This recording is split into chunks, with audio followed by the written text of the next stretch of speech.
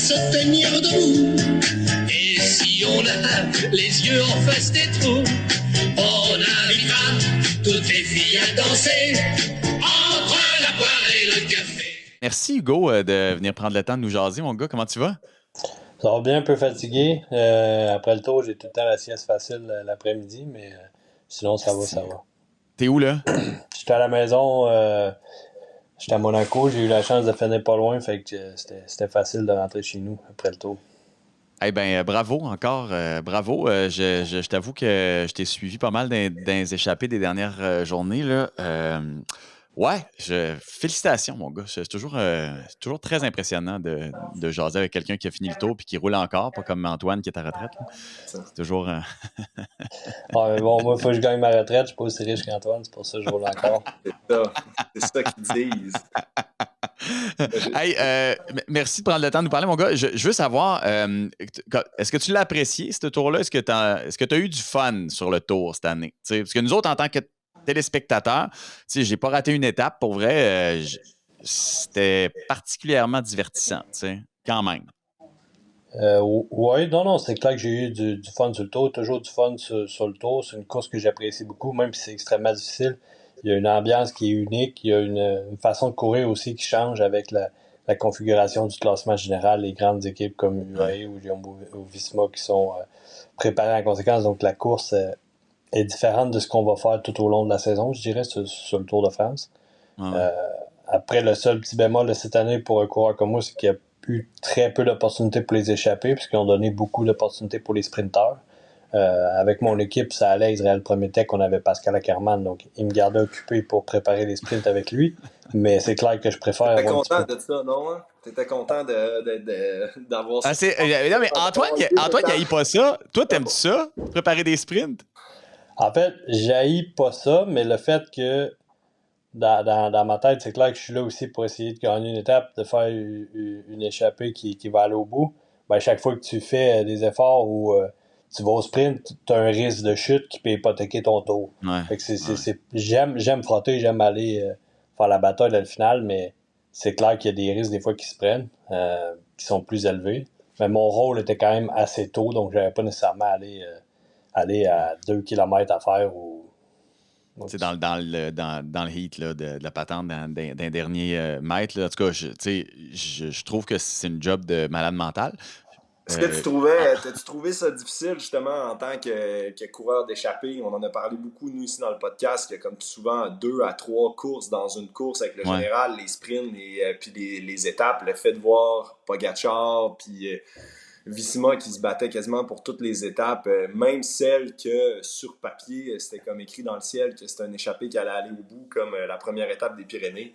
Puis finalement qu'ils vont. Comment toi tu vivais ça, avoir un peu cette dynamique-là des 2-3 leaders qui voulaient se battre pour quasiment tout aller chercher? C'était pas trop, tu trouvais pas ça trop déprimant de voir les options et les chances d'aller au bout s'effacer, puis au final ceux qui ont gagné des étapes, c'est des champions du monde, des records du monde, des champions olympiques. C'était des podiums de grand tour. Au final, c'est eux qui ont été chercher des étapes. C'est que c'est un peu... comment tu filais ça à chaque matin, les journées qui étaient ta chance un peu?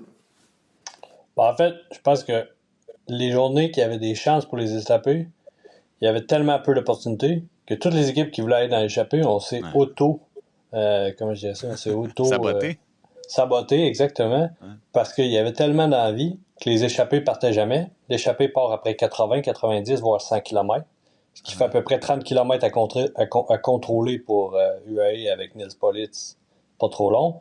Donc, automatiquement, Poggi ou Jonas Vingegaard ont l'opportunité de se faire la bataille parce qu'ils se disent, bon, ben, l'échappée, ça part après 10 km, l'échappée à 10 minutes.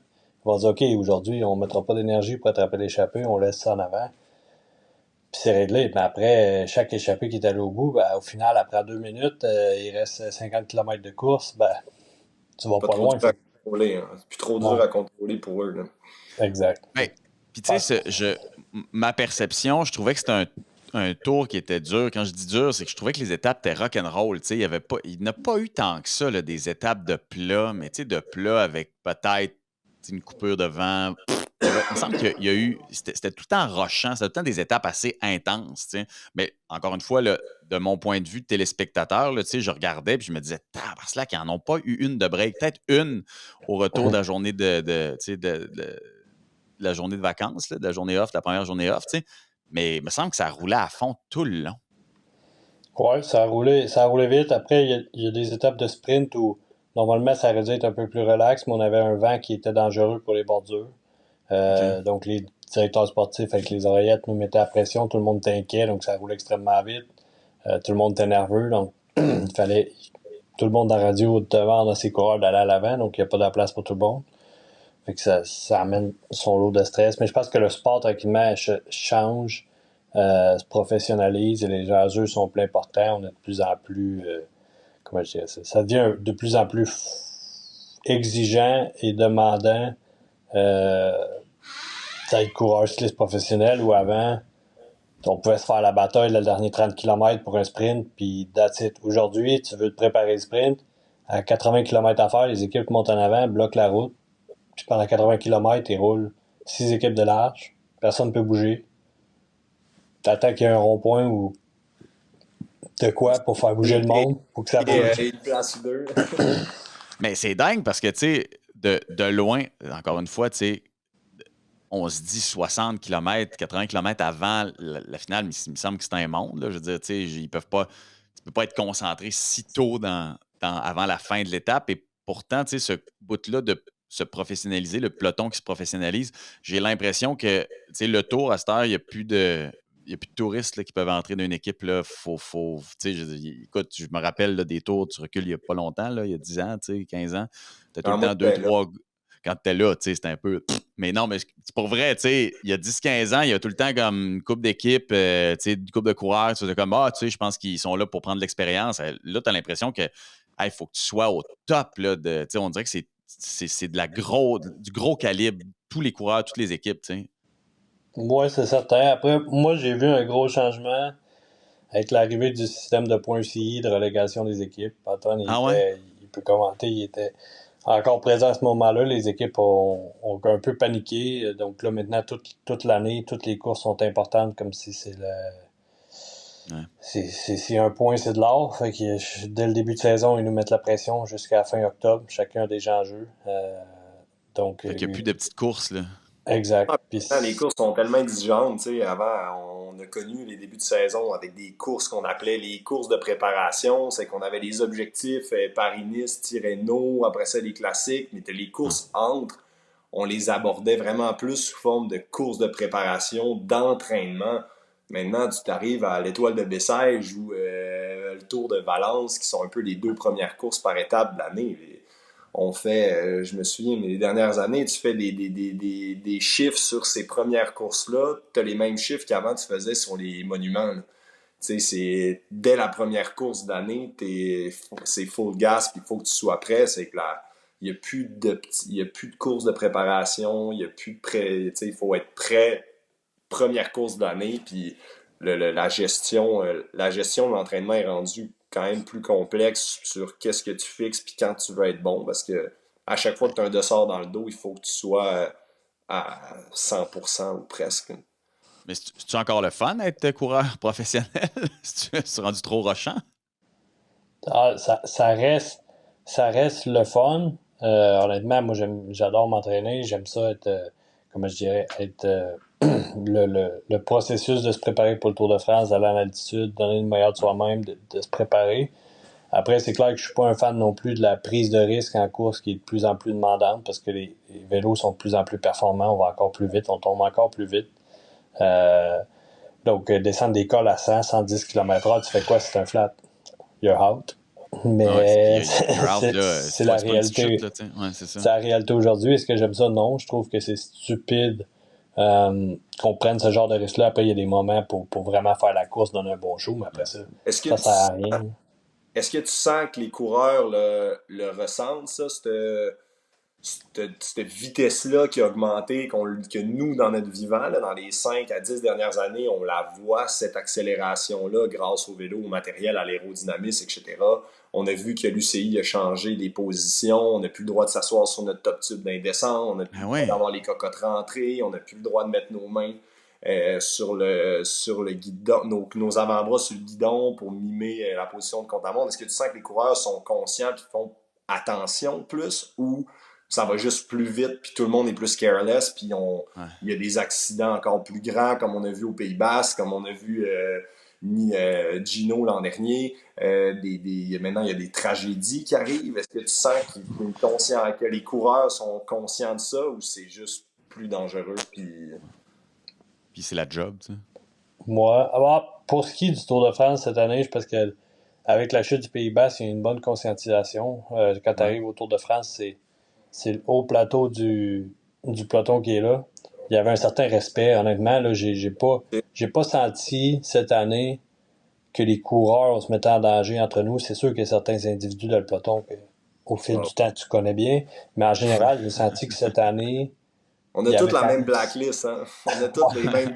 Ça, je serais bien curieux de vous poser la question, c'est qui la blacklist, là? Mais vous n'allez pas répondre, j'imagine? On a tous les mêmes noms, là. Des fois, dans l'équipe, c'est ça qui est drôle, c'est comme on a toutes... À chaque fois né dans un tour, dans un grand tour, t'as comme tout le temps 2 gars qui te font chier à certains moments. Puis on dirait que tout le tour, c'est tous les mêmes qui sont là, genre, quand tu veux pas, là. OK, on est là, un nom, là, un podcast du Québec, là. Un de mes bons chums sur le tour cette année, Rui Costa de IF. Ah! Ouais, je l'ai déjà eu sur ma liste aussi, lui. Rui Costa, ouais, OK. Genre de gars, tu vas en échapper avec, il veut pas tirer, puis après, tu passes à côté dans le peloton, il se met à crier, puis et chaque fois qu'il me dit quelque chose, moi, j'y rappelle qu'en 2017, je pense, à la Vuelta, il est tombé dans le départ fictif sur une autoroute parce qu'il a pris un morceau de plastique blanc. Il est tombé en avant de moi, j'ai tombé dessus, je me suis cassé la tête du radius. Fait qu'à chaque fois, j'y rappelle qu'il m'a cassé le bras pour rien. Il n'y a rien à me dire. Ah, tu vois, c'est ça. Ça, c'est les histoires intéressantes du peloton. Tu sais, veux pas, nous autres, on le vit pas, là, tu sais, on le vit de loin. Tu sais, supposons, tu me parlais du respect cette année, tu me parlais des hautes pointures, parce que oui, là, tu sais, j'ai l'impression que ça a été un tour avec comme beaucoup de potentiel gagnant, là. Tu finis dans le top 50 cette année, tu sais. C'est ton 3e top 50, je me trompe pas. Puis, t'es-tu content? Parce que je me rappelle qu'Antoine, il était vraiment heureux de son 60. Quand il a fini 60e, là, il m'en a parlé. Là. Puis là, je me dis, tu sais, toi, t'as déjà fini top 22. T'es-tu content de ton tour cette année? Je suis content de mon tour en général. Je vais pas satisfaire mon tour avec mon classement général. Je pense que ton classement général vient aussi avec le reflet de ta forme compagnie, parce qu'il y a des journées où on peut choisir de perdre 25 minutes pour être plus fort le lendemain, pour aller chercher une opportunité. Fait. C'est un peu ma façon de courir maintenant. Mais en général, je suis content de mon tour parce qu'il n'y a pas eu beaucoup d'opportunités, mais lorsqu'il y en a eu, j'étais présent. Déjà dès la deuxième étape, c'est une étape qu'on ne savait pas trop si ça allait. J'ai pris le risque, ça a fonctionné, j'ai fini 9, mais j'avais pas les bonnes jambes, je dépassais fort cette journée-là, mais je me suis mis dans une disposition pour aller chercher la victoire d'étape. Déjà au tour, c'est prendre l'échappée, c'est une chose. Après ça, jouer la gagne, c'est un autre. Puis après de la gagner, c'est une autre affaire. Fait que tu sais, j'étais quand même proche. J'ai remis ça l'étape de bordure qui était super importante. On est sorti, il y avait Simon Yates dans notre groupe, donc les équipes de JC nous ont chassés, mais normalement, il y avait une belle opportunité là. Puis la 18 aussi, que Victor Campenard y gagne, ben, j'étais quand même devant dans le mix quand le bon coup se fait. Avec mon coéquipier, j'ai manqué le train. Je me suis fait avoir un peu. Mais déjà, d'être un acteur de la course, d'avoir la puissance pour aller dans les échappées, de jouer un peu avec ces gars-là, c'est ce que je recherchais. Puis on voit aussi de plus en plus, les dernières années, c'est rendu aussi un peu ta marque de commerce. On sent que tu sais, prendre un échappé, c'est une chose prendre un échappé à cause que t'es fort, comme on a vu le samedi dans le col de Brosse. T'es un bon grimpeur, t'es capable d'être devant, mais prendre 3, 4, 5 échappés, comme maintenant c'est rendu un peu ton habitude d'un grand tour, c'est là qu'on voit aussi que c'est pas juste d'être fort, c'est ton expérience joue vraiment un rôle aussi là-dedans, d'être capable de sentir le bon coup, forcer quand c'est le temps, puis surtout d'être là en 3e semaine. On t'a vu gagner une étape en 3e semaine il y a 2 ans. c'est là qu'il montre aussi que c'est une gestion de 3 semaines, d'être encore capable de... Est-ce que tu sens que ça t'aide beaucoup à être capable d'être là et d'être constant sur les 3 semaines, d'être dans l'échappée à la deuxième étape, d'être dans l'échappée à la 20e? C'est une job, ça, là. Mais ça te donne une valeur aussi, clairement, dans les équipes. Là, je veux dire, en tout cas, je te laisse répondre à ça, mais il demeure que t'es un des gars t'es un des gars de l'équipe qu'on a le plus vu. Je veux dire, avec Derek, on a entendu ton nom souvent. En tout cas. Après que c'était pas le plus fort, faut que tu trouves d'autres façons d'opérer. Donc, Ouais. faut se raffiner. Non, ça, c'est quelque chose que je suis quand même fier au fil des années que j'ai réussi à bien progresser sur ma vision de la course, comprendre la course. J'ai beaucoup appris chez Astana aussi, parce que lorsque je suis arrivé chez Astana, on était une des équipes les plus performantes du peloton. Et moi, j'étais un simple équipier. J'avais à contrôler la course, j'avais à contrôler les échappées sur des courses de prestige comme Paris-Nice, Tour de Suisse, Tour de France, compagnie. Et c'est là que j'ai vraiment compris comment fonctionnait la gestion de l'échappée. L'équipe qui lead, c'est eux qui décident que l'échappée va partir, où ils ont un gros impact. Donc, avec eux, j'ai quand même beaucoup compris la course ou évoluer. Et aujourd'hui, ça me sert de faire le chemin inverse. Si je vais aller dans une échappée, ben, je comprends un peu le principe qui se passe à l'avant du peloton. C'est qui va décider, puis d'essayer d'un peu de saisir le bon timing. Parce qu'après, des échappées aujourd'hui, on va tellement vite, la bataille est tellement féroce que ça prend soit des éléments du parcours qui vont créer une cassure, ou après, que les équipes qui vont avoir le lead de la course vont forcer à contrôler, ou tu le sens un peu quand ce moment-là il arrive. Mais c'est difficile à expliquer. Mais c'est ce que j'aime dans les grands tours, en fait, la gestion de l'énergie, l'aventure que c'est pendant 3 semaines, genre tu sais pas où tu t'en vas, tu sais pas ce qui va t'arriver. Des fois, tu peux tomber malade, tu peux avoir un crash, mais t'as des journées de merde, mais il faut comme que tu passes par-dessus, puis après, ben, tu peux passer d'une journée terrible au lendemain, t'es top shape. Fait que, tu sais, c'est la beauté c'est des... spécial, ça, tu sais. Ouais, c'est ça, c'est fou, là. L'autre fois, on avait une question d'un des auditeurs qui demandait à quel point on regarde le parcours, à quel point on étudie, comment qu'on vu qu'à chaque étape, là, on fait pas des reconnaissances de tous les parcours. Puis Hugo fait partie d'un de ceux que, justement, avant toute la technologie puis l'information qu'on était à avoir, Hugo était un de ceux qui... Son Racebook était rempli de notes, puis il allait trouver à travers tous les sites. Je me souviens, tu sais, on n'a jamais été dans la même équipe, mais les matins, c'était comme... j'avais tout le temps des petits insights d'Hugo, comme « ce village-là, là, il va se passer ça, attention là », puis je me levais à la tête, puis Hugo était dans l'échappée. Il était parti au parfait moment, il se souvenait du village, il était placé au bon moment, puis ça, je pense, c'est quoi qu'aujourd'hui, en tant que capitaine de route aussi, t'aide beaucoup, parce que même si les directeurs sportifs nous amènent énormément d'infos dans le briefing le matin, toi, tu fais ton travail aussi, puis tu fais la reconnaissance sur Google Earth, tu checkes les vents, tu checkes les villages, puis maintenant, avec l'expérience, tu le sais comme quel type de village va créer, ça va étirer le peloton, qu'est-ce qui peut arriver, à la sortie, c'est découvert, il y a du vent de côté, donc là, c'est tous des petits détails que maintenant, toi, tu vas chercher. T'es capable de reconnaître ça plus facilement. Puis t'es un de ces coureurs-là qui démontre que justement, tu fais vraiment bien tes devoirs. Puis je pense que, je sais pas si encore aujourd'hui, t'es fait autant malgré qu'on a plus d'informations des directeurs sportifs là, avec Vélo Viewer et tout. Non, j'ai gardé ma routine. Je suis toujours le seul qui fait mon petit ruban sur ma potence avec mes informations. Ouais. Non, après, j'ai développé une routine.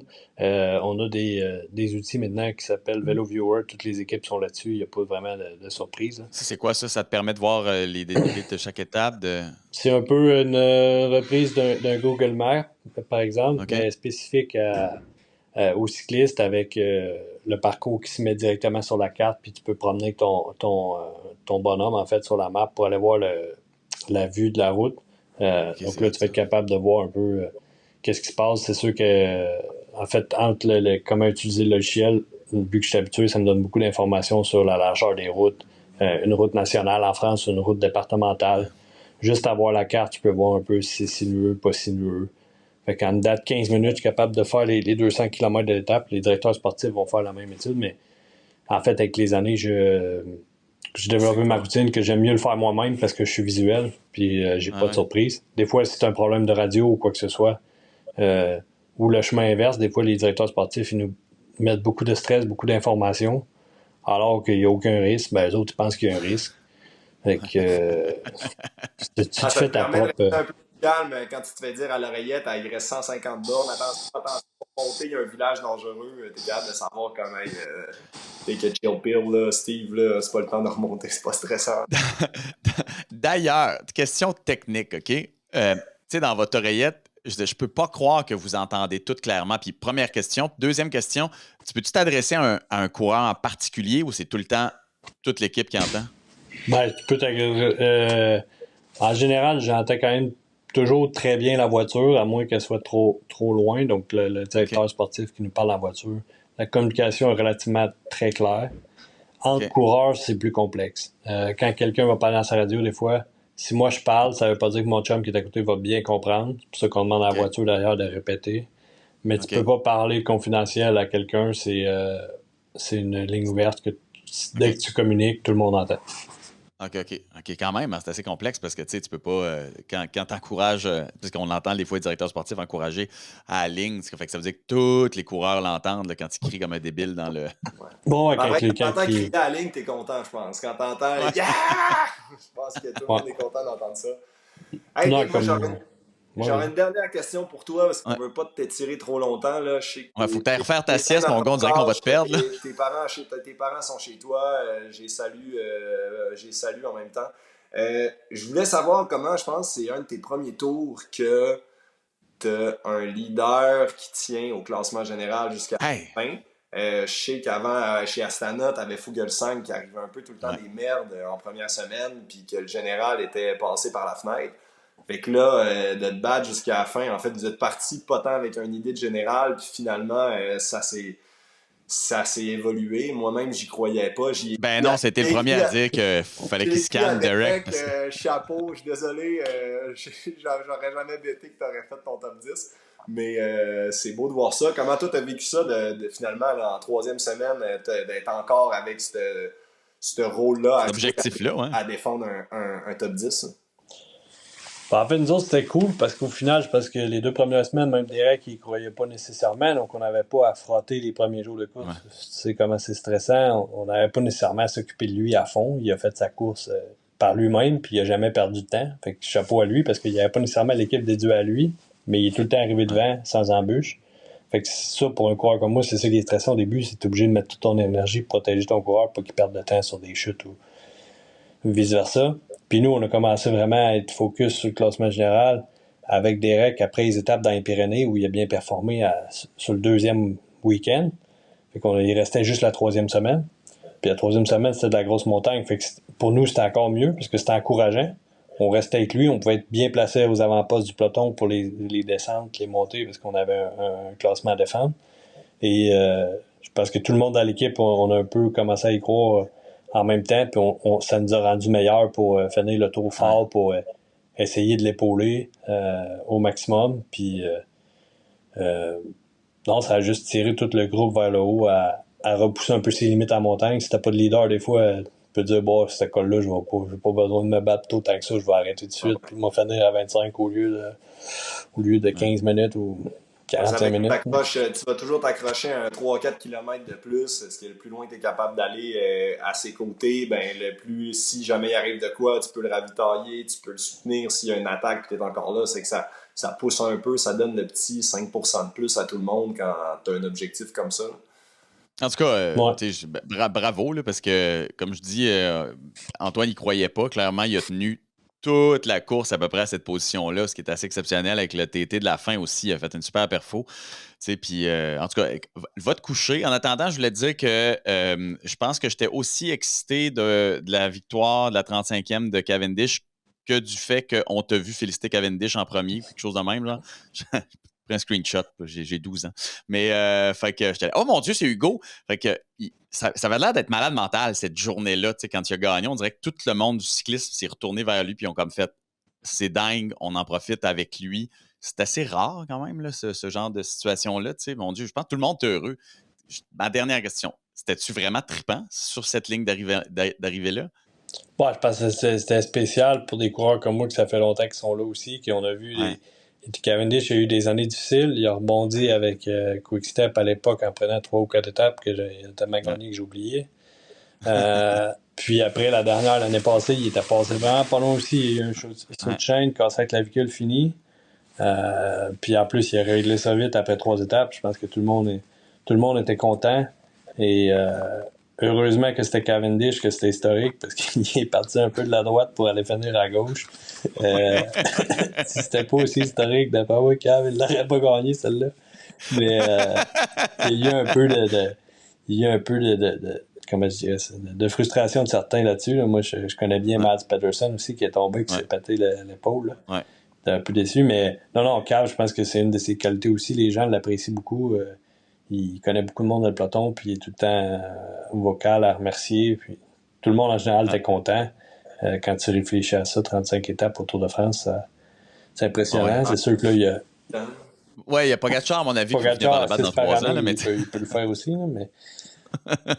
Dans 2 ans, écoute, dans 2 ans, il va l'avoir quasiment. Ouais, c'est ça, là, tu sais, je regardais, je disais, ouais, ok, je pense qu'il va finir par le battre. Mais anyway, je te laisse aller te coucher. Merci beaucoup, Hugo, d'avoir pris le temps de nous jaser, vraiment, vraiment. Bravo encore, mon gars, puis... Good job. Écoute... Ça fait plaisir, bonne fin d'émission, puis... on va au Québec au Grand Prix, tu viendras nous jouer. Ah oui, ben oui, ça c'est clair, ça. Je vais essayer de faire semblant. On va essayer de faire plus qu'un tour à Montréal, ce qui est le highlight de tout coureur. C'est dur à battre, je pense. On va jamais faire pire que ça. S'il y a quelqu'un qui boit ça un moment donné, ça va être quand même historique aussi. Hey, je te le souhaite, man. Repose-toi. Bye. Ciao.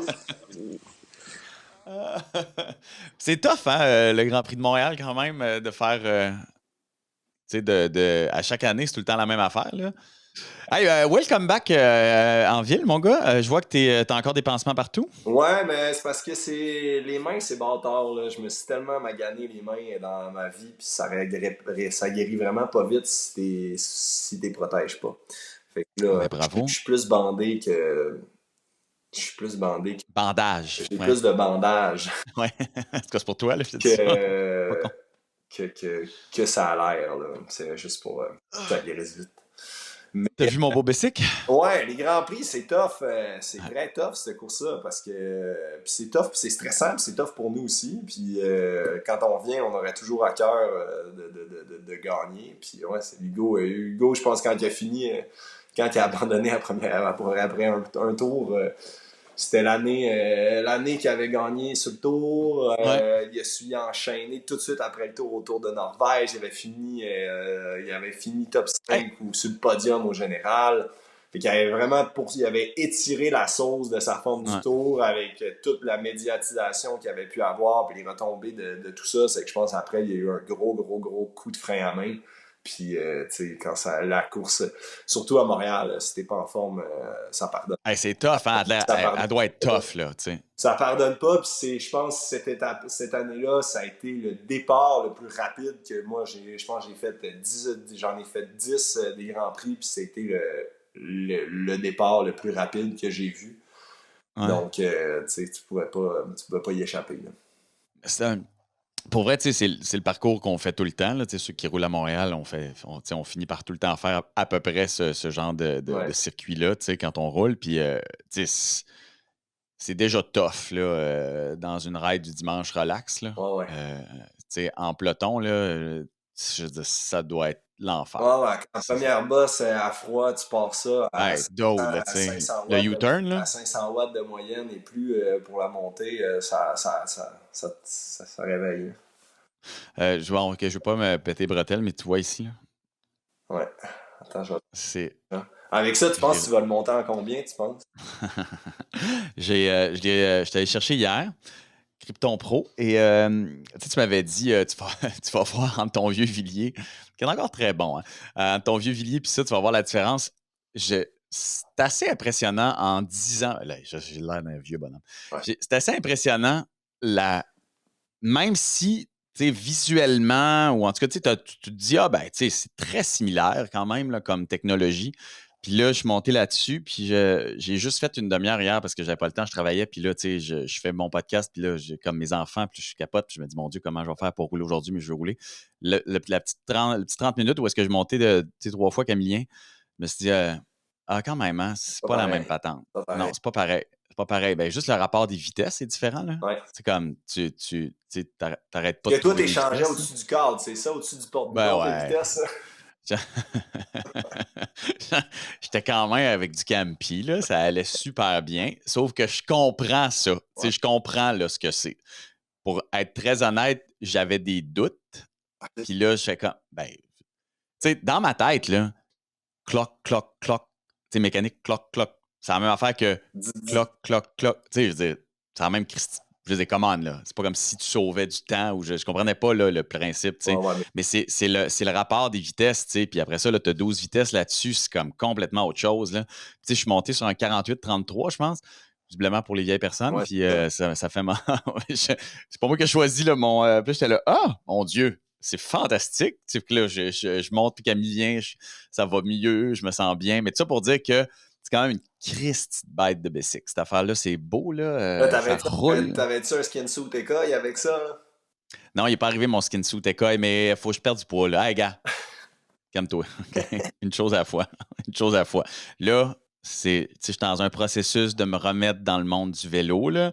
Je me suis rasé les jambes, je me sens plus à l'aise maintenant quand je monte sur le bicycle. Puis j'ai un capteur de puissance là-dessus. J'ai jamais eu ça de ma vie. Oh okay? shit. Fait que là, j'étais dans les rues. Pour vrai, il me restait 5 minutes, j'étais dans les rues, je faisais des sprints pour voir où est-ce que j'étais. Fait que anyway, merci à la gang d'Argon. Là, pour vrai, je suis bien excité, ce qui fait que je vais peut-être faire des courses. Je vais peut-être faire des événements de même, là, avec la gang. Mais pour vrai, je suis vraiment excité. Un événement, moi, je suis porte-parole là, d'un nouvel événement Let's Bond qui est qui est un défi pour les universitaires pour ramasser des fonds. Le défi, le but est de faire de se lancer personnellement un défi. Ah oui, oui. Pour tout le mois d'août pour réussir pour pédaler puis se rendre le plus. Veux-tu recommencer ça de la meilleure façon, s'il te plaît, parce que je trouve que c'est pas assez. Ouais. Fait que c'est quoi Let's Bound? On y va, là, clairement. On va couper ça au montage. Non, on le coupe pas au montage, moi je le garde tel quel. Je trouve ça drôle en crise. Ben oui. Que j'ai raté mon... Parce que, fait que la mission de Let's Bond, c'est 50 jeunes professionnels qui choisissent la cause de la santé mentale afin de favoriser le dialogue pour qu'ils brisent enfin les tabous. C'est ça? Ça ressemble à ça, tu l'as bien dit. Bon, ben je lis sur le site. Fait que c'est avec la Fondation Douglas. Ouais. Qui était la même fondation pour laquelle courait Jay du Temple, d'ailleurs. Ah. Puis dans sa traversée du Canada. Ouais, fait que ça, c'est au mois d'août. Ouais. C'est le challenge rassembleur. Puis on pédale chacun, on se lance des défis. Moi, je vais être là, dans le parc de la Mauricie le 10, le 10 août. On va aller pédaler avec tout le monde qui se fixe des beaux défis. Puis l'objectif est juste de pédaler puis ramasser des fonds pour cet organisme-là, pour aider nos jeunes. Puis c'est cool, le but, on veut tout bouger plus, puis on bougera jamais assez. Ça fait que fixez-vous des défis, puis ça n'a pas besoin d'être gros, ça n'a pas besoin d'être long, c'est juste chacun à son échelle personnelle. Puis moi, je leur ai demandé si mon défi des Alpes, même si c'était au mois de juillet, ça pouvait monter, mais ils ont dit que c'était pas pire. Ben, en même temps, tu l'as fait avec un vélo électrique, fait que je suis pas sûr que c'est un défi. Hey man, sérieux, on a fini tellement rincé, là. Pour vrai? Hey, samedi, on est arrivé, là. Je te dis, tu m'as envoyé des photos tout le temps de votre gang. C'est les anciens coureurs du Tour de l'année passée qui ont des gros vélos électriques. On était morts. Hey, moi, le dernier jour, en plus, on voulait pas faire de pause. Ça fait que j'avais juste une batterie. On n'avait pas le temps de recharger. J'ai quasiment tout fait en première vitesse. Et j'avais 260 watts de moyenne sur 6 heures. Pour des gars qui mon Dieu, tant que ça! Des gars qui s'entraînent plus, là, j'ai pas une journée en bas de 220 watts de moyenne. Fait que puis c'était 6-7 heures de bicycle, là. C'est que va ah ouais, même électrique! Va rouler 260 watts pendant 6 heures avec ton bois. C'est pas important, Mais tu n'écarteras plus avec mon vélo. Hey man, pour vrai, je vais l'essayer à un moment donné, tu sais. Je magasinais beaucoup de vélos, tu sais. Parce que là, c'est sûr, quand je suis reparti sur ma swing, là, j'étais là, mon Dieu, je vais baisser. Puis puis il y avait un super beau Villiers qui était en vente sur Marketplace. Fait que là, lâche-moi que Villiers. Puis, puis là, je regarde, puis là, tu sais, le prix, ben, c'est quand même cher, mais il est vraiment beau, puis toute l'équipe. Puis je me dis, ah mon Dieu, c'est intéressant, tu sais. Puis ça fait une couple de semaines, ça. Avant que je parle avec la gang d'Argon, tu sais. Puis là, je me dis comme, OK, tu sais, il a de l'air pas pire. Puis c'est écrit, il y a un moteur assisté dedans. C'est un Villiers filanté, super beau, mais il y a un moteur. Puis là, voyons, qui fait ça? Qui, tu sais, j'ai l'impression que ce vélo-là, il est comme, c'est un vélo de course, il est magnifique. Tu sais, il y a une pureté là-dedans, puis vous allez mettre un moteur. Les gens sont débiles. C'est trop hot, les moteurs. Ouais. Puis là, en fin de semaine, je fais du bicycle avec mes enfants. Je suis à Orford puis à Magog. Puis là, tu sais, mes enfants, j'essaie de les craquer, là, tu sais. Fait que là, on est allé faire un 20 km de cyclable. Pour vrai, c'était cool. C'était vraiment cool, OK? Puis il y avait des petites bosses, tu sais. Puis il y a un monsieur, ben là, je sais pas, il doit avoir 165. En tout cas, anyway, tu sais, 60, 65, c'est pas dire un bonhomme, là, mais tu sais, tu comprends. Fait que, puis il y avait un super vélo de route. Puis là, nous, on monte. Lui, il monte, le genre. Traverse, il traverse, puis vélo de route qui n'a pas l'air d'être électrique. Ouais. Fait que là, je roule, tu sais, puis moi, j'étais avec mon montagne, mon VTT, puis là, le gars, il nous dépasse, tu sais. Puis là, il doit me reconnaître à un moment donné, puis il nous attend en haut, puis il fait comme, hey, t'inquiète pas, hein, j'ai un moteur. Je t'ai entendu avec Antoine, il y a un petit moteur là-dedans, j'étais là. C'est ça l'affaire, c'est qu'il n'y a plus de.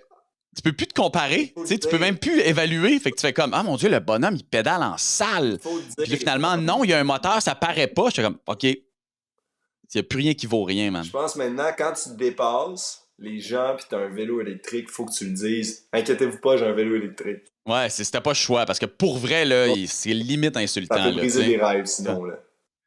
Donc, tu peux pas. Faut que tu avertisses, il faut que tu aies un sticker, quelque chose, parce que pas de joke, ça me confronte, là. Tu sais, tantôt, je regardais, je veux qu'on revienne là-dessus. Là. J'écoutais une couple d'entrevues de l'arrivée du Tour de Geraint Thomas, de Jack Egg, d'Egan Bernal. Puis c'est fou. Je lisais une couple d'articles. Puis la question qui se pose à tout le monde, c'est comme comment tu as vécu. Tu sais, c'est comme. Vous êtes arrivé, là, vous avez tout mis, vous avez tout préparé, les stages, l'altitude, la grosse équipe, les millions d'investissements, puis vous arrivez à 25-30 minutes de Tadej, puis de Jonas, genre, c'est comme what the fuck, genre comment. Puis au final, c'est comme tout, ben là, tout le monde, le gros, c'est comme, ben, c'est remise en question totale. C'est qu'est-ce qu'on fait, j'ai trouvé qu'est-ce qu'on fait? On parle avec notre coach. Comment qu'on peut s'améliorer? C'est où qu'on a raté? C'est où qu'on a perdu 30 minutes? Comment qu'on... Ah, je sais, je regardais le classement puis je me disais, tu sais, il y a du monde là-dedans, là. Tu sais, il y a du monde là-dedans, là, des solides, là. Non, mais c'est des gars qui ont gagné des grands tours. Puis là, c'est fou en tant qu'athlète professionnel. T'es comme, OK, là, nous, toute l'année, on savait qu'on allait au tour. On savait qu'on voulait aller chercher un podium, des victoires d'étape. Ouais. On a bâti une équipe, on a passé des mois en altitude, on est arrivé là, puis des grosses équipes, justement comme Ineos, qui n'ont pas fait un tour ridicule, mais quand on a gagné 10 Tours de France ou presque, c'est là que tu te dis, bon, mais dans le fond, là, qu'est-ce qu'il faut faire? Qu'est-ce qu'on fait? Ben, c'est ça que je t'avoue que... Comment qu'on évolue? Puis... Je regarde le classement, tu sais, puis juste Carapace, tiens. Ouais. Qui est un... je veux dire, il a gagné là, une sale étape de montagne. Ouais. Il a tenu. C'est un sale coureur là, quand même. Là, il finit en dedans de l'heure. Ouais, c'est fou. Là. Hey, je veux dire, quand on pense à ça, là, le gars, là, il est à 50 minutes. Ça, c'est pas 50 km. Là. Il est 50 km en retard. Là. Ça n'a pas de sens. Puis même, tu regardes Derek qui a roulé une petite course. Là. Fait que lui, là, Derek G, là, lui, il a pas pris une journée de break. Non. Fait qu'il est allé à fond tout le temps pour pas perdre son général. Fait qu'il n'y a pas une journée où est-ce qu'il s'est économisé. Il a fini 9 à 27 minutes. C'est énorme. Hey, 27 minutes! T'sais, mais là, on a le temps d'aller déjeuner, mon gars. Tu sais, là, lui, il est super content, mais reste quand là, maintenant, il y a un statut. Tu as ce statut-là, puis tu te dis, OK, dans le fond, l'an prochain, comment je vais chercher L'affaire, c'est que tu peux même pas aller chercher 3. Tu sais, lui, il est à 27, puis le top 5 est à 20. Tu sais, fait que s'il veut monter dans le top 3, il faut qu'il aille chercher une demi-heure. Comment tu fais faire ça? C'est impossible. Ouais. Mais Jack Egg, un Australien de chez Bahreïn, il disait quoi de vraiment intéressant, je trouvais, c'était comme maintenant, je pense qu'il va falloir avoir ces écarts-là, ce niveau-là, avec 2-3 grands phénomènes comme il y avait sur ce tour-là. C'est un peu de remettre ses objectifs en perspective, de voir, mettons, est où ma place sur ce Tour de France-là. Ouais, de pas jouer pour la gagne du classement, mais... Justement, comme Hugo disait, le nombre pour les coureurs, avant, il y avait beaucoup d'équipes qui étaient comme, on va aller jouer des étapes, cette année, on n'a pas de coureurs pour le général, mais là, les coureurs qui avaient des gars pour le général, ben là, ils en ont plus parce que le podium est comme rendu stratosphérique. Les étapes, ben, c'est des gars qui gagnaient des grands tours, des champions du monde.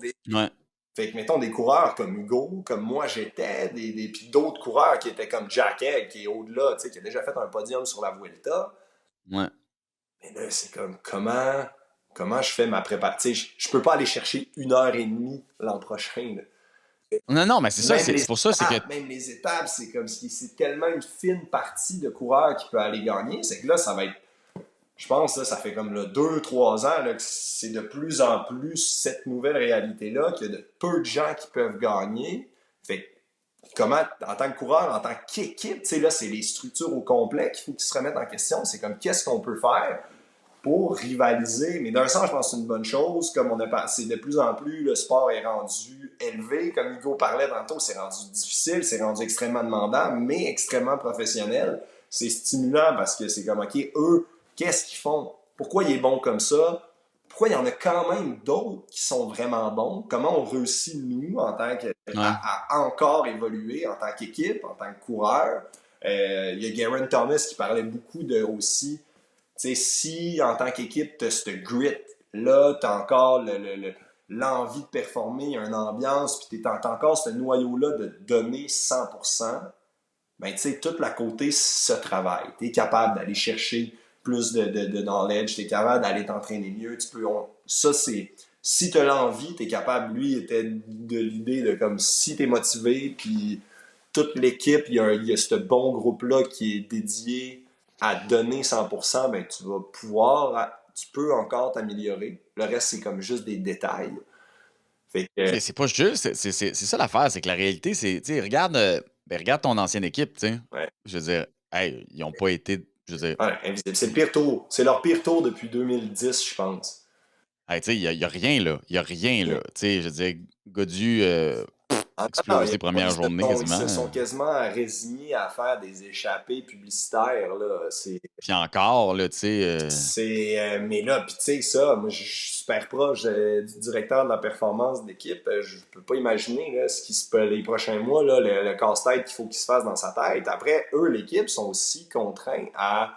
Tu sais, ils trouvent des pépites. Là, ils ont 2 jeunes pépites. Là, ça va sortir à partir du 1er août, là, parce qu'on n'a pas le droit dans le marché d'annoncer les transferts avant le 1er août.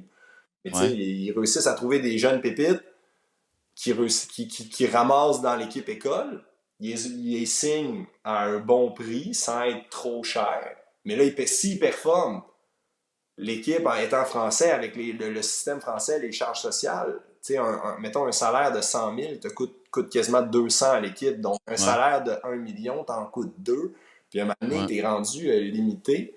Mais t'as des grosses équipes que c'est comme, OK, on offre 2,5 millions à cette kid-là. Mais l'équipe, c'est comme, ben non, c'est impossible. On peut pas le garder. C'est que là, ils réussissent à bien faire, à faire du bon recrutement, à ramasser des bons jeunes, dire on va construire une équipe là-dessus. Mais si eux, ils performent dès les premières années, ben ils se font signer des millions, puis là, ils les perdent. Fait qu'ils sont comme un peu tout le temps contraints. Puis à un moment donné, ça va faire... Je pense qu'on va voir dans l'avenir un peu un système comme la F1, qu'il y en a qui ont 4 fois plus de budget, puis c'est par... théoriquement, c'est ça. Est géré par rapport au budget... Ouais, sauf que là, la F1, tu sais, depuis 2-3 ans, il y a un plafond. Fait que puis personne n'a le droit de dépasser, tu sais. Fait que dans ça, il y a un contrôle des salaires, mais il y a aussi une augmentation puis une normalisation des salaires. Puis j'ai l'impression que, tu sais, il y a peut-être cette idée-là d'aller jouer là-dedans parce que, tu sais, je regardais, tu sais, Ben, prends tu sais, je l'ai là ici, le Cofidis, OK? Hey, je veux dire, ils ont fait quoi, là? On a vu Guillaume Martin essayer de rattraper le premier groupe une couple de fois. Là. Ouais, mais, tu sais, je veux dire, je peux pas dire que j'ai vu leur maillot. Non, c'était pas Pour vrai, un là. grand tour. Je peux pas dire que j'ai vu leur maillot. Après ça, tu sais, même Movistar, à la limite, tu sais, ouais, t'as Mas qui était là, tu sais, mais je veux dire. Moi, j'ai vu Mas pour la première fois samedi, je pense. Oh, il est grand, lui, hein? Mais peu importe. Il avait de l'air à tirer plus de poids que les autres. Sinon, tu sais, même Total Énergie. Hey, pour vrai, Total Énergie, ben, à Ils ont part, gagné. ben, tu sais, évidemment. L'affaire, c'est que Total, eux, c'est une équipe invitée. Ouais. Elle, on sait que c'est une équipe avec un plus petit budget. Puis Comme une OX, tu sais, puis. eux, Ouais. ils ont fait un super tour parce qu'eux, ils ont un budget Ouais, je comprends 4 ce que tu veux fois dire. plus petit que les autres. Ils ont une équipe qui a beaucoup de jeunes. C'est la représentation d'une équipe qu'ils essayent ce qu'ils peuvent avec les moyens qu'ils ont, puis ils ont réussi à gagner une étape. Ils ont joué la gang sur d'autres. T'as raison. Sur l'étape, je me souviens même plus de son nom. J'avais jamais entendu parler de ce kid-là, puis il finit deuxième derrière Campanart, puis il a joué la gang sur une étape du tour. Ouais. T'as raison. Ils ont fait plein d'échappées. Ils ont un tour 100% réussi, mais une équipe comme Groupama, qui a un plus gros budget qu'il y a 2 ans, on jouait le podium au tour. Il y a 4 ans, c'était Thibaut qui gagnait des étapes. Là, on tombe à faire des échappées sur les étapes de sprint avec des coureurs qui valent près d'1 million. Là, il y a un Christy de problème. C'est comme, faut gérer, faut changer, faut trouver de quoi là, de différent. Ouais, mais tu sais, je regardais aussi, tu sais, ben, la gang de DSM, tu sais, Bardet a fait un super. Pour vrai, Bardet a fait un super tour. Tu sais, après ça, tu sais, Jacobsen, on dirait que lui, c'est fini, là, ou je sais pas trop, là. Voilà, il y a des coureurs, il y a Warren Barguil, je pourrais même pas te dire, je l'ai vu, je l'ai vu péter, je l'ai vu filmer péter une fois, mais un coureur qui a gagné 3-4 étapes sur le tour, on l'a pas entendu. Non, mais il y a tellement d'équipes qu'on n'a pas vues. Parce que quand tu as une domination par 2-3 équipes comme ça. Ouais. Ah, c'est dingue, pour vrai, là. Parce que, tu sais, je repassais en revue les équipes, puis écoute, il y en a, je me rappelle pas d'avoir vu leur maillot. Tu sais, je veux dire, c'est spécial, là, pareil, là. Ouais. Tu sais, comme, ah, ouais, eux autres étaient là. Eh bien, tu sais, comme, pas de joke, là. Écoute, on l'a écouté, là. Tu sais, t'as des années tour, comme là. ça, tu sais, puis quand tu pars, t'as une mauvaise spirale, à un moment donné, t'as comme l'équipe baisse un peu les bras, puis c'est comme, bon, ben, cette année, ça va être à oublier, puis on va essayer de revenir mieux l'an prochain. Mais... Ouais, mais tu sais, je me disais juste quand même, tu sais, il y en a une couple que ça doit être dur, là. Tu sais, Arkea. Ouais, ils ont gagné une étape. Ils ont gagné une étape, mais tu sais, Mais sinon, après ça, les Vauclin, on l'a plus revu du tour. On l'a pas vu. En tout cas. Il a gagné une étape, il a fait un beau contre-la-montre. C'est quand même un tour réussi. Mais cela dit, tu sais, Israël, première texte, super tour, je trouve. Je sais pas, tu sais, on les a vraiment vus souvent. Ah, ils ont eu beaucoup de gars dans l'échappée. Ils ont fait des beaux sprints avec Ackermann. On a vu Guillaume faire des beaux lead-out. Hugo a fait plusieurs échappées. Ils ont manqué un peu de réussite, mais après, là, avec Derek, là, je pense que c'est le premier top 10, tu sais, ça va, là. Sur le tour. Ça, c'est avec un Canadien, c'est encore une petite coche de plus. C'est une fleur de plus encore pour l'équipe de là. Il est jeune, il est bon, il est fin, puis il est Canadien. Fait que pour l'équipe, c'est le fun d'avoir un emblème, d'avoir une tête d'affiche comme ça. Sur qui ils peuvent bâtir. Je pense qu'en plus, il y a un contrat encore pour quelques années. Donc, ça, c'est vraiment cool pour eux. Puis que ça puisse, j'espère que ça va continuer dans ce sens-là. Mais tu sais, cela dit, on n'a pas parlé des dernières étapes, mais comme on s'écrivait, puis tu sais, il n'y avait rien à dire. Là. Je veux dire, c'est comme, c'était ça. Tadej, j'étais au-delà. Ouais. Après ça, tu avais une belle bataille, mais tu sais, ça fait 1, 2, 3 dans tout, puis c'est ça que ça a donné. On dirait qu'il y avait quelque chose d'extrêmement. En tout cas, moi, je trouvais ça très touchant. Mais clairement, dans ma gang, personne n'aime Vingegaard, mais moi, je trouvais ça beau, sa façon de se battre. Je trouvais ça beau. Il y avait une humilité là-dedans. Tu sais, quand il l'a dit à la fin de l'avant-dernière étape, pendant un moment, je me demandais s'il allait me laisser gagner, Tadej, mais tu sais, j'aurais fait la même affaire que lui. Puis il y a comme un. Je sais pas, il y a cette candeur-là qui était le fun à entendre, tu sais. Ouais, il s'est battu, il est arrivé de loin. C'est quelqu'un qui est très méthodique, qui s'entraîne, qui est spécifique, c'est pas quelqu'un qui est flamboyant comme personnalité. Fait que ça fait que c'est moins. On a l'impression que c'est moins attachant. Le monde s'arrête beaucoup à son physique qui est très maigre, qui est petit. C'est que là, ça ramène les vieilles histoires puis des trucs. Ouais. C'est ça qui est. Je trouve que c'est dommage. C'est un coureur c'est un très bon coureur. C'est incroyable ce qu'il accomplit à chaque année, de réussir ce qu'il a fait là aujourd'hui. Moi, c'est juste. Oui, quand tu l'écoutes parler, il donne pas de grands frissons. Là. Mais. Non. Courir comme il court, mais c'est vraiment cool de voir justement Pogačar, que je pense qu'il déteste Visma. Je pense qu'il y avait Hugo m'en parlait un peu tantôt. Il a rien laissé. Je pense que l'an dernier, il s'est tellement fait taper dessus par l'équipe, par Visma, que cette année, à chaque fois, il n'a jamais voulu leur en laisser une. L'étape 18 avec la bonnette, ou 19, il a roulé. Il y avait 5 gars de Visma, je pense, dans l'échappée. Ouais. Quand Pogačar il a vu ça, il a fait rouler l'équipe. Je t'attends qu'ils pètent un par un devant. Puis au final, je pense que si c'était pas Jorgensen qui s'en allait gagner, il aurait laissé le coureur gagner, mais il a dit non, il n'y en est pas question. Il a attaqué à 9 km pour aller le chercher à 500 mètres de l'arrivée parce que il est comme Visma, je ne t'en laisserai pas une. Ça fait que c'est. Mais c'est le fun de voir cette compétition. Si on se ramène il y a là 20 ans, 25 ans, les Ulrich Armstrong, au final, on revient souvent à des. C'est rare qu'il y ait 15 gars hyper forts qui jouent la victoire. Tu sais, t'as toujours vu des écarts de même. C'est juste que là, Pogačar, c'est quand même du.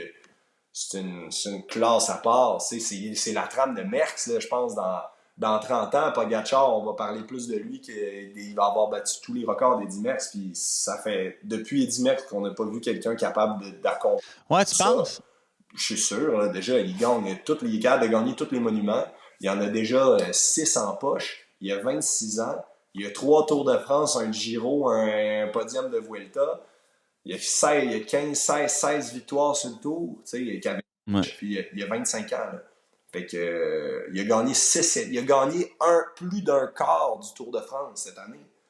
Ouais. Il a fait la même au Giro. C'est que, je pense que le record de Cavendish, c'est le seul coureur qui est capable de complètement l'exploser.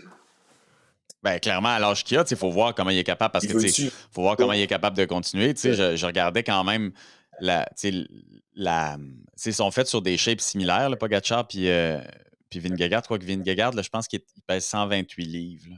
128 livres, là, je pourrais le prendre dans mes bras, là, puis l'amener comme en haut des escaliers. Il ne pourrait pas te prendre dans ses bras, je pense. Non, c'est ça. Puis je me dis, slack quand même. Puis Tadej aussi pas très gros. C'est quand même ça fait longtemps qu'on n'a pas eu des gagnants comme ça. Je veux dire, même Armstrong était fait plus gros un peu quand même. Là, c'est mais certainement. Moi, je trouve que c'est une belle ère. Même lui, il disait, Pogačar, je pense qu'il est dans un ère de cyclisme des meilleurs de l'histoire. Il y a tellement de grands champions. Tu prends Van Der Poel, Van Aert, Vingegaard, Pogačar, Remco. T'as comme beaucoup de prodiges qui gagnent tout. Mais au final, ça fait tous ces gars-là, ils se font une très belle compétition entre eux. Puis Mais je trouve que ça fait des classiques plus le fun. C'est-à-dire que c'est pas l'époque de Tom Boonen là, où est-ce qu'il y avait lui, puis mon Dieu. Les courses sont excitantes à regarder. Les coureurs se poussent de plus en plus. Le niveau est de plus en plus élevé. C'est que je pense que c'est ça aussi qui amène de l'entrain, qui amène de l'argent dans le sport, qui amène de l'écoute dans le sport. Je pense qu'il y a 10 ans, on faisait notre podcast, il n'y a pas grand monde qui nous écoutait. Là. À part les vieux boomers qui aimaient ça le vélo, puis personne ne savait que ça existait. Là. C'est tellement vrai, ça en plus. Là. C'est cool d'avoir ça. Moi, je trouve que c'est une belle ère pour faire du vélo, mais si j'avais 15 ans, je peux te dire, faut travailler fort, mon homme, ou ma fille, pour être bonne, pour réussir à arriver à ce niveau-là, parce que s'il faut être fort en sacrement. Là. Oui, puis la réalité aussi, c'est que je pense que la façon dont on consomme le vélo, tu sais, je répète, là, tu sais, ça fait 10 ans là, que je ne m'étais pas remis là-dedans, tu sais. J'ai l'impression que la façon dont le vélo se consomme maintenant avec, tu sais, les différents, tu sais, pour vrai, avec les applications, le regarder en ligne, tu sais, il y a- tu sais, les réseaux sociaux, pour vrai, il y a quelque chose de très vendeur. C'est cool, Tu sais, où est-ce rendu que. cool. Ouais, c'est ça. C'est plus compliqué, Ouais. en fait. C'est plus compliqué. Je pense que c'est ça la grande différence. Avant, tu avais le Tour de France. Puis là, c'est plus ça, là, tu sais. Je disais, hey, je me suis abonné à je sais pas combien de cyclistes sur Instagram, tu sais, puis c'est rendu ça mon feed, là, Ouais. tu sais. Puis je trouve ça intéressant, Ouais. tu sais. Je trouve qu'ils font un Christi de beau travail sur les réseaux sociaux.